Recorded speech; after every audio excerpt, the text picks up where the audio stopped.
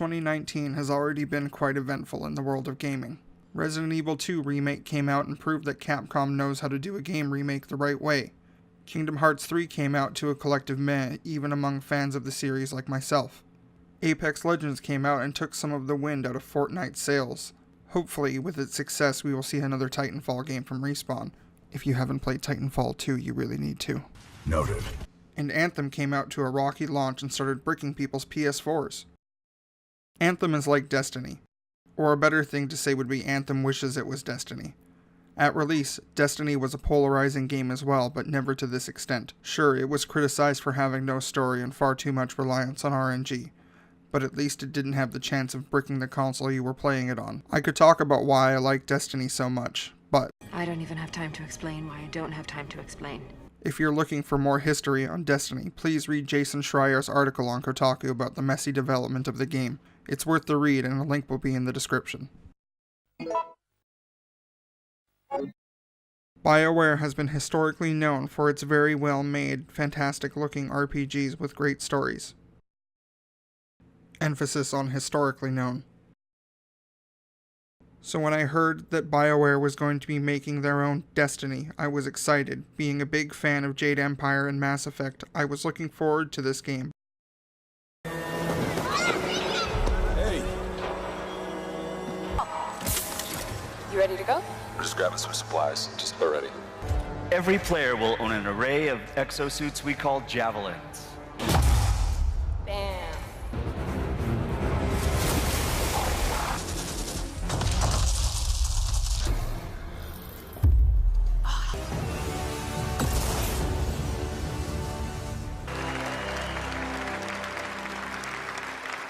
But after experiencing it for myself, it has fallen short of that mark. When a company with a track record of making games with amazing stories says they are going to make their own version of a game that, at launch, had little to no story in it, it's appropriate to expect a lot of dialogue. And while that's a normal thing for all single-player RPGs BioWare has made, it has to be done just right in a shooter, especially for a multiplayer-focused shooter. You can criticize Year 1 Destiny for lacking story, but in my personal opinion, I think it helped. It moved my focus from expecting a deep, involved story and made me focus more on the combat and grinding for gear. The story was just there to push you through the different locations so you have everything unlocked. The story in Anthem is more involved and has a lot of characters that you will get to know and like. Except for this guy. Fuck him. But it doesn't hit whatever magic BioWare has hit with its previous games. While the characters all have unique personalities and quirks, you never feel involved in your conversations with them. Your character is a veritable blank slate that you can project yourself on with some very basic dialogue choices, but the conversations never seem like they actually need your input, just require you to choose something to advance the other characters talking. You're not having a conversation so much as you're being talked at, and while I enjoyed some of the characters, Sentinel Bryn reminded me a lot of Morden Solus. The dialogue drags on. More than once, while trying to play with a friend, there would be forced 15-minute breaks while one of us runs around Fort Tarsus talking to everyone to get rid of the speech bubble icons on the map. Outside of the fort, the only exposition is given in chunks with cutscenes, conversations over the radio, or an unlockable journal called the Cortex. And while the dialogue in the fort gives a reason for the missions to exist, it doesn't add anything once you are doing the missions, as almost all of them devolve down to go to a place, grab some things, or guard something, kill the guys, and then do it again, usually 3 times in total. Even some of the more interesting missions don't have enough to keep them interesting. I was quite interested in helping Matthias try and find the long-lost Arcanist relic, the Elysian manuscript, but after a chain of quests mostly killing all the guys, it was just a reason to have collectible runes for you to find all over the game world added into the game to unlock Cortex entries. On this note, we should talk about the gameplay itself. Normally I am very lenient when it comes to things like glitches and server crashes for newly launched games. I mean, I actually enjoyed most of the 80 hours I played of Fallout 76 despite all of its flaws. But after playing for a few hours during the afternoon on launch day, while in a mission the game began to lag, and I'm not talking about when the frame rate dips below 30 FPS here. I'm talking about lag to the point where the game appeared to be frozen, only for it to refresh what I was seeing maybe once every 10 seconds. After about a minute of this, I was kicked back to the title screen. Unfortunately, I don't have any footage of this. I wasn't recording at the time because I didn't plan on making my first video about Anthem, but here we are. I decided to take a break this afternoon and wait for a friend who I knew also had the game so I could play with him. Later that evening, I turned on my Xbox to play with my friend, only for me to be stuck in a constant loop of loading after the main title, or failing to connect to EA servers. After 2 hours of trying to load, I decided to call it a night and chalked it up to overloaded servers due to it being launch day. The day after, I decided to try again, only to have the exact same issues I had the night before. After an hour, I decided to hook up my recording setup and make a video on this game. I also posted a snide tweet because that's what people do nowadays.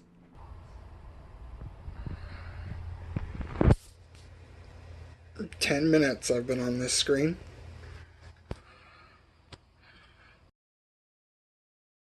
Only after doing a hard reboot on my Xbox and reinstalling the game did it work again. But therein lies the problem. I didn't have this much trouble playing Fallout 76 on release day, and having 2 days of not being playable, I wondered why I was even bothering trying to play. It's totally understandable why a lot of PS4 owners won't start the game anymore, because Anthem is not worth the risk of breaking their system. I wasn't even sure if it was worth playing after 3 hours of loading loops, but I wanted to like the game so I continued playing. The only other glitch I ran into was once while playing with a friend we had some items dropped that we couldn't pick up. They appeared on the ground for both of us and couldn't be collected by either of us, which was not the biggest deal since it only happened the one time, but I thought I should mention it anyway. Finally, that monster is down. The jungle, huh?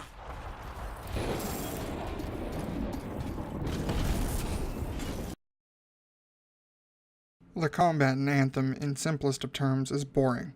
Due to the spammy nature of the combat, it reminds me of Dynasty Warriors combat with the high amount of enemies but lacks the entertainment of huge super moves that wipe out everything on screen, and the ever-growing combo and enemies killed counters that are displayed in those games.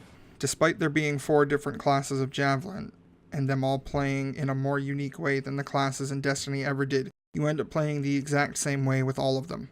I chose Infiltrator for my class thinking it was the most similar to Hunters in Destiny. I have always been a fan of the fast, hard-hitting but squishy character type, so it seemed right up my alley. Whereas my friend chose Colossus because he likes to be tanky, but after playing a handful of matches together, it clicked with me that there was no difference in our playstyles. Both of us spent time right in the middle of the fight spamming our abilities, in my case, my melee attack, and ducking out when we got low on health. I noticed the same thing when playing with randoms on missions as well, and the game supports this idea with its playstyle medals. After every mission there is a short mission recap, and one of the things it awards each player is a playstyle medal based on how you played during that mission. In my time playing, I saw the Soldier medal more times than the other 3 medals combined. I think I only saw the Sage medal once.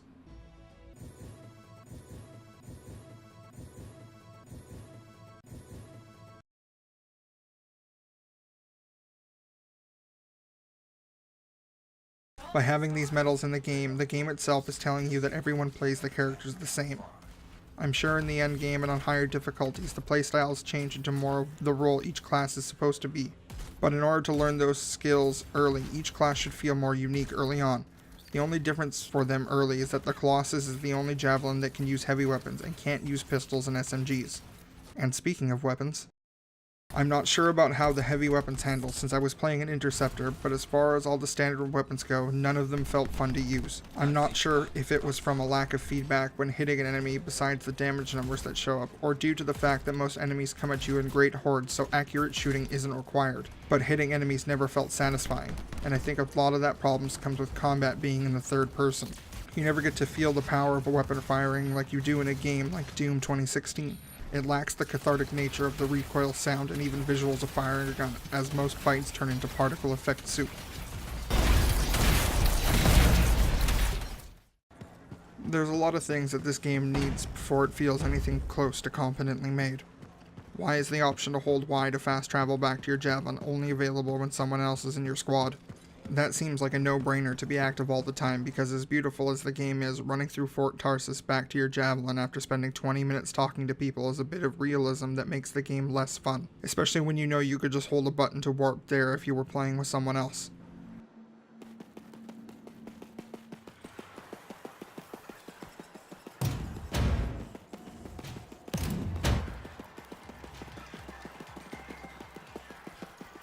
Why does the mission menu UI feel like it didn't pass QA testing?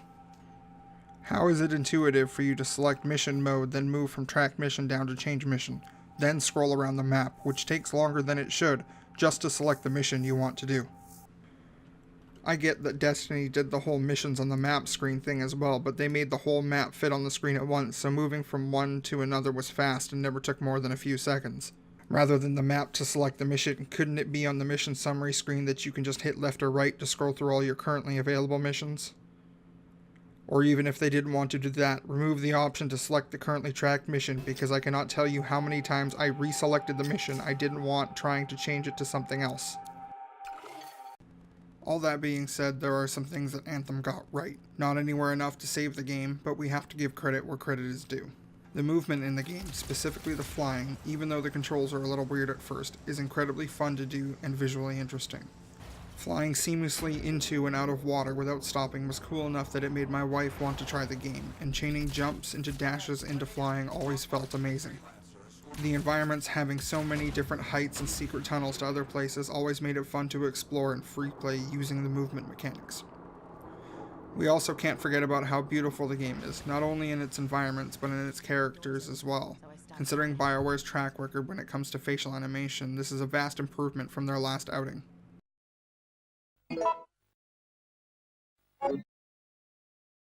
At the end of all this, you may think my criticism's invalid, and I don't blame you if you do, because I didn't finish Anthem. I didn't even finish the main story. My daughter caught the flu and ended up being home from school for about a week, so I couldn't play, and after she was back in school, I would look at my Xbox and think to myself, I guess I should play some more Anthem. But then I thought it over and said, why should I? I'm not really enjoying myself, and I'm feeling obligated to play because it's a new game and I have it. So I don't feel like I'm going to play it again. The friend that I played with has said the same thing to me. Even though he has the game and the time, he never actually wants to play. So in my opinion, you can skip this game, and I hope it doesn't put BioWare out of business. I think Yahtzee from Zero Punctuation said it best. But don't hate Anthem, viewers. Pity Anthem. Pity BioWare, for Anthem is their cry for help. Anthem was clearly a game not made out of love like Mass Effect or Dragon Age was. It was a game made because EA wanted a competitor to Destiny, and BioWare just happened to be the scapegoat it picked to make such a game. EA truly is the worst publisher, and I hope that BioWare somehow makes it out of the hole that EA has put them in, because it would be a shame if we never saw another Dragon Age or Mass Effect game again. Well, another good Mass Effect game, that is.